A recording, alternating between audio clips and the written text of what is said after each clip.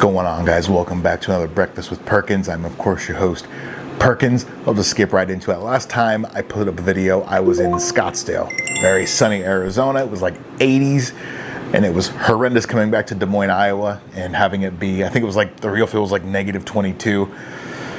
Horrendous, but it was a great time. But real quick, I just wanted to talk about Arizona. Every time I go to Arizona and come back, I always feel like I have to kind of talk about my trip and kind of unpack what was going on. Usually it's the same thing, but I did a couple things different on this trip that, you know, I hadn't done before. First off, I do want to say though, the sound quality on this one, I'm not 100% sure.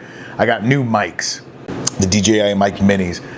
Amazon had a insane, for some reason, insane sale on them. So I went ahead and snagged them. And they come in a pack of 2, which is pretty cool. So you probably can't even see that, and that's fine. But what's really cool about that is I have the mic 2, which is a better microphone. Can do internal recording and all that good stuff. But what's cool about these is now I now have 2 of them. So now if I want to do the show with someone, I can now mic them up and all that stuff. So it's just, you know, it's just nice possibilities to add in there. But anyway, I digress. We'll press forward. One thing that I got to do that I had never done before, and I'm surprised more people don't know about it, is went inside a WAYMO. So me and my mom were out there, and we've always been wanting to do one of the WAYMOs. Now, for those that don't know, and a lot of people don't know, and I guess if you're not in one of the cities where a WAYMO is, you wouldn't know. A WAYMO is essentially an autonomous car. It drives around completely human-free, picks you up, all this stuff like that, and it's amazing. I cannot wait for WAYMOs to catch on and get bigger because it beats. There's nothing wrong with Uber. I've never been in a bad Uber. I've never had a bad interaction with an Uber driver. None of that stuff. But it's nice to be able to get into a car. And here's the upside. Here's the cool thing. You can get into the car and you can sync your Spotify to the pickup app before you even get in. You can sync what temperature you want in the cabin. You can sync how far you want the seats up or back. The temperature was already 65 when I got in. The car was already playing Eddie Money Shakin'. Phenomenal song, and I'll have a video I'll put up here, and it was awesome. And I don't think it wasn't even that expensive because we took it from the first day we get there, it's just unwinding and all that stuff like that. Then the second day we go pick up a rental car.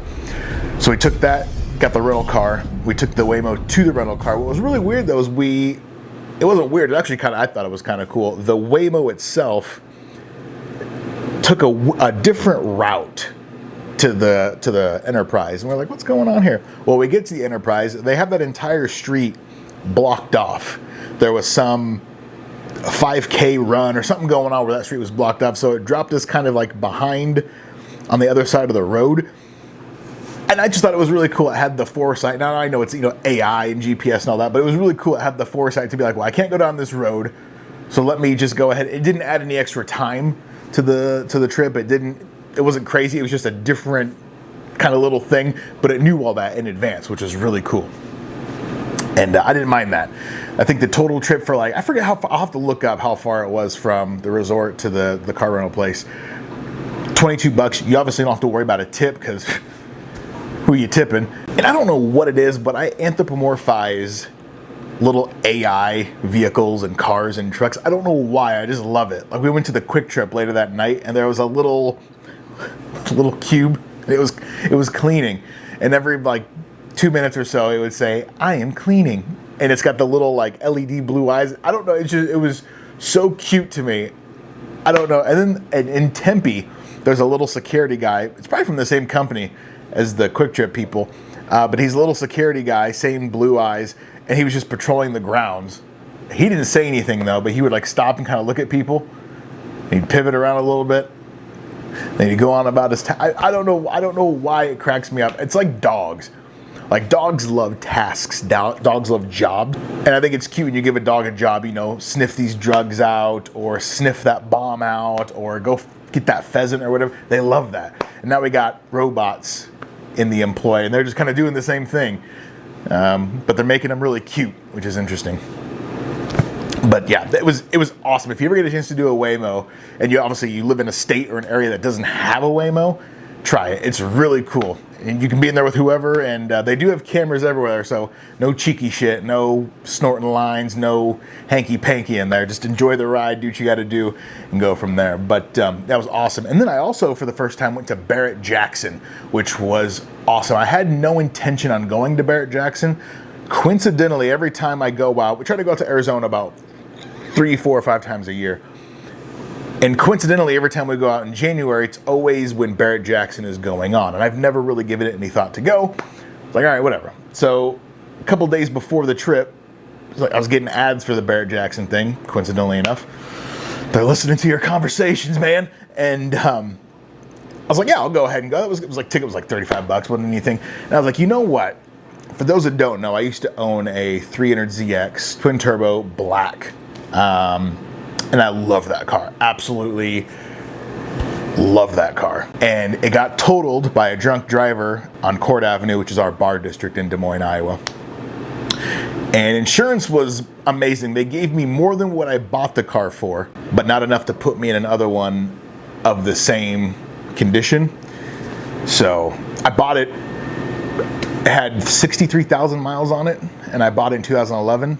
A state trooper had owned it, and he pretty much garage kept it and drove a squad car around. And then I bought it. He was in Delaware, and I bought it for shipped over here and everything from Delaware. It was like $13,500, which in 2011, people were like, are you fucking crazy? If I was to get another one for $13,500 today, people would think I sacrificed my firstborn. I don't have kids.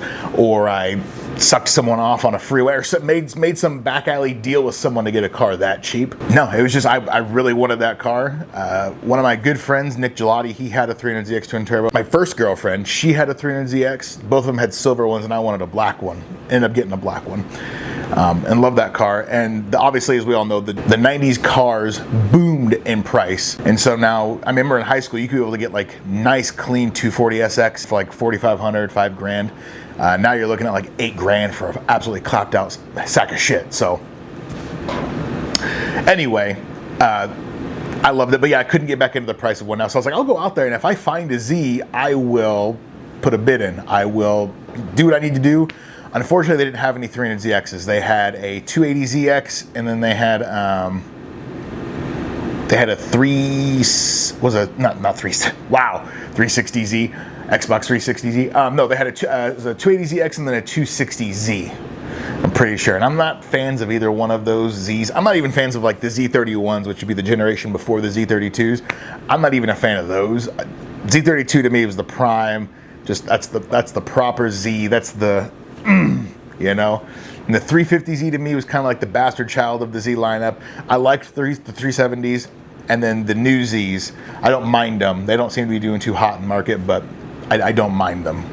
So that's good. But anyway, I went there. I can't even, if you've never been to Barrett Jackson, I don't know how to describe Barrett Jackson. It's essentially, as an Iowan, and you might know it if you're not in Iowa, it's called the Iowa State Fair. It's one of the biggest state fairs in the country. I did a add up. If you took all of the major buildings, where it be the Varied Industries building, the 4-H building, the whatever building it is, you take all the buildings and you add all of them up, and then you add, I think it was like 20,000 square feet, you would have one section of the indoor part of Barrett Jackson. It is insane, and I figured when I went there, I thought it's going to be a lot of old classic cars and then like vintage Ferraris, which it was. On top of literally every car you could think of. If you're a car guy, period, you'll find something you'll like at Barrett Jackson. It doesn't matter if you're into old rat rods, if you're into 90s tuners, you're into vintage Ferraris, you're into like one-off Lamborghinis, you're into like weird lifted F650s. I mean, it's anything you could possibly want there, they have, and it's huge. And I walked very fast. It took me 2 hours to quickly walk the indoor part and then the outdoor part. And didn't stop for food, wasn't chatting with people. It was a quick walk. And it was insane. And I gotta say, I've watched Barrett Jackson for years. And it's kind of surreal when you go there. And you can't get into the bidders the auction area, but you can walk right up to, there's a rope there, and you can walk and you can see the stage and all that stuff, and you're right there. And it's kind of crazy to see this thing on TV, and then you're seeing that exact stage that the cars are going to go across and all that stuff like that. It's like, wow, it was really cool to see. I'm trying to think, the cars that there was cars on my bucket list that I hadn't seen ever in person, that I always try to knock off every time I go to Scottsdale. Because Iowa, there's not much in the way of car spotting. I mean, good luck to you. But every time I go to Scottsdale, I try to find more things that I've never seen before. So the last time I went, it was a P1 McLaren. It was a 2 Speedtails. No, 1 Speedtail and 2 McLaren Sennas. I'd never seen those in person before, and I finally got to see them in person, which was awesome. This time around, at the show, there's always a difference between seeing them in captivity and in the wild. So it's obviously much cooler to see them in the wild, but captivity, I will do that too. The brand new Ford GTs, I've never seen one of those in person. That was really cool. A genuine, not a replica, not nothing, no 427 Cobra. This one was number 20 of 50. I'd never seen a non-replica of them before, but I got to see a real one in person. That was really cool. I don't even fuck with like vintage American cars like that, and I was in shock to be able to see that in person. Loved that. And then another American car would have been the Hennessy Venom F5. Love those. I've loved those ever since. What was the Hennessy? It might have been called the Venom. I think they're all called the Venom. I'm not sure. Where it was essentially just a Lotus Elise or Lotus Exige, one of the two, and it was just stretched out. And then Hennessy made that there. That is one of the best looking cars to me. I love that car. But yeah, I got to see a Hennessy in person. If you ever get the chance to check out Barrett Jackson, do it, because it's a good time. Even if you're not a car person, they have booths selling everything. Though you find out very quickly that you're not in the same tax bracket as some of the higher ups there, because they had booths. Like if you come to the Iowa State Fair, you go to the Varied Industries building, they're selling hot tubs and they're selling recliners and they're selling gutters and stuff like that. You go into Barrett Jackson, they have like a helicopter kiosk with helicopters in there that you could purchase. They had boats, like yachts, like mini yachts, pontoons in there. I'm like, I'm not in this tax bracket. I need to figure something out quick with my life. So I'll summarize it by saying, yes, if you've never been, even as a non-car person, they have all types of food, all types of vendors. They had a whole toy section. Like if you're into model cars, they had a whole model car section. It is one of the most overwhelming, but nicely overwhelming things you could ever do. So yeah, check that out if you ever get the chance. I'll end on this one last thing, and I said this maybe in my last Scottsdale video, that I cannot stand about Arizona people. I love the state to death, but the people irritate me with their weather. So I've been out to Arizona in any weather pattern you could imagine. I've been in dead of winter, I've been in dead of summer, I've been in dead of fall, spring, everywhere in between, multiple times. I've been to Arizona so many times at this point that I've genuinely lost count of how many times I sit and recount over the last like decade and a half how many times, but I couldn't give you a number right off the top of my head. So I've seen all types of their weather. The thing that irritates me out there, I made a post. As I've said before, I'm a photographer, so I went out there, took pictures of people at Tempe Beach Park and all around the city, and just street photography, all that stuff like that. And I made a post on Reddit and put up the pictures. Everyone loved the pictures, and I was like, yeah, I plan on making Arizona my permanent place of residence at some point, you know. And there was like 3 or 4 comments that was, well, make sure you come out in the summertime to see if you really like our weather. It's horrible. Arizona people, let me tell you something. Your summers aren't difficult. Coming from the Midwest, they aren't difficult. You have hot summers, yes. You guys don't have humidity. It may be shit during the day, but when it's nighttime, as you guys are desert folk, you guys cool off. Night times are completely fine, and your winters are awesome. So you have these hot days during the day, but it's not a sauna. On the flip side, though, in Des Moines, while people were telling me this, oh, you couldn't stand our summers, which we can, we had people, homeless people and animals dying left and right from the cold snap here because the real feel was like, got down to like -41 or -37 or something like that, which is horrendous. But obviously, as a Midwesterner, you just learn to deal with it. Like, yeah, it's cold out there. Don't go out there. So you couldn't handle our winters. We all know that. That's understandable. However, your summers, we get hot summers. our summers get to be 95, 105, 110, 115 at times, but our humidity is never lower than like 75, 80%.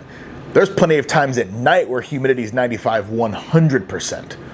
So it stays hot at night. It doesn't cool down because we're not desert things. We're not desert folk. We're not in desert landmass. We're surrounded by fucking corn, and the corn gives off a shit ton of fucking, called the corn sweat, I guess. I'm not 100% sure. It's brutal here. And everyone that I know who has moved from the Midwest to Arizona has said that the summers there are a treat. And I completely agree. I've been out there and experienced them. They're not bad. But Arizona people will die on the hills. Oh man, our shit's bad. It's not that bad. It's not that bad. Come spend the summer here and I guarantee you'll be begging to go back home. Guarantee it. Anyway, that's all I got for you. I just wanted to give you a quick rundown of some cool things out there that you should try, maybe do, I don't know, whatever you want to do. But actually, like, subscribe, comment, do what you want to do. Yeah, tell me how you feel. Maybe I've pissed off some Arizonans, some Phoenicians. I think that's plural. I think that's how you refer to the citizens of Phoenix. Is it Phoenicians? That's a cool name, kind of. Phoenix from the Flames, Justine Suissa, Boom Jinx remix. Anyway, I will talk to you guys later. That's a great song, by the way. I'll talk to you guys later. Peace. Anthropomorphize. I know the word, I just don't know how to say it. Anthropomorphize. Okay, that's it. I didn't know. Anyway, yeah.